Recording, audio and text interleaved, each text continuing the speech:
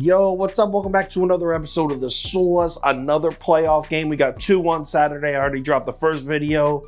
This one, Chargers, Jags, and I think this is the coolest game of all of Wild Card Weekend. Maybe Cowboys, Bucks. That's interesting, but Chargers, Jags is going to be fun. Let's dive in. Welcome to The Sauce. The Sauce.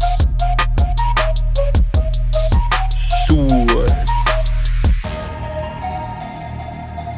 Hey, get the sauce. All right, Chargers on the road in Jacksonville here. This line opened up Jags plus 1.5, and the early public is all over the Chargers here. 72% of the tickets, 81% of the money on the Bolts as of Tuesday morning. But the public does not stay on the Chargers for long. In fact, here we are on Friday night. The line is now Jacksonville plus 2.5, and the public's pretty much split down the middle. Tickets and money looking pretty dead even here as of Friday night. So let's break down this matchup here, and why don't we start with the first game between these two, because these teams have already played each other back in week 3, and the Jags absolutely beat the piss out of LA. So what happened in that game? Well, first off, we have to mention the Chargers injuries. Keenan Allen didn't play in that game, which is huge. But it wasn't just the Chargers injuries entering the game. The Chargers were dropping like flies in that one. Their superstar left tackle, Rashawn Slater, he went down with a torn bicep. He still hasn't returned, out for the season. Also, Joey Bosa, you all know how good he is. He left with a torn groin. He didn't return until 3 months later in week 17. Another thing, if you remember correctly, that was the first game after Justin Herbert cracked his ribs, and he was visually limited in that game. He completed just 55% of his passes, his lowest completion percentage of the season. Now, none of this is meant to take away credit from Jacksonville. They beat the shit out of the Chargers. They deserve the win.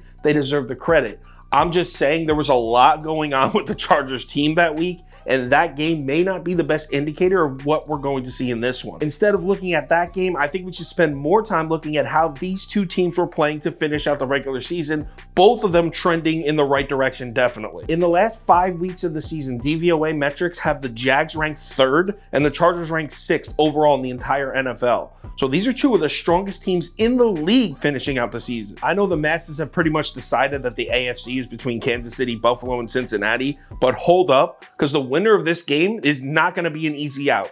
Most likely the winner of this game is going to Arrowhead to play the Chiefs. This is not going to be an easy out for the Chiefs. So what have been the strengths for these two teams down the stretch? What's changed in these two teams to make them play at such a higher level to finish out the season than to start it? Well, for Jacksonville, it's pretty obvious. Trevor Lawrence is playing at an MVP candidate level for the last month and a half. The Jags passing offense is 3rd in DVOA over the past 5 weeks of the season. And since week 9, Trevor Lawrence is 3rd in the NFL in EPA per dropback. Like it or not, the numbers do not lie. The Jacksonville Jaguars may have an elite passing attack on us. Now, what about the Chargers? What's changed for them? How did they turn their season around?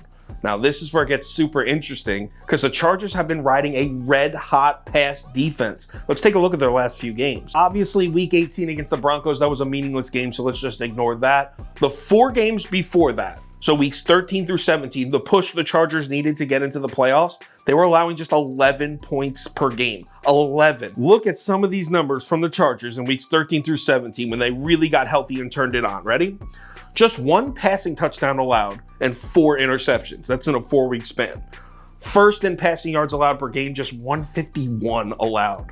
Second in sacks with 16. Second in passer rating allowed. Second in completion percentage allowed. The Chargers pass defense is insane right now. And before you say against who, yeah, 2 of those 4 games were against the Rams and the Colts. I'll give you that. But the other 2 were against Tannehill and the Titans. They held them to just 14 points. And the other one was against Tua and the Dolphins. They held that electric passing offense to just 17 points. When targeting Jalen Waddle or Tyreek Hill, Tua was just 6 of 14 against this Chargers defense. I'm telling you, Joey Bosa is back.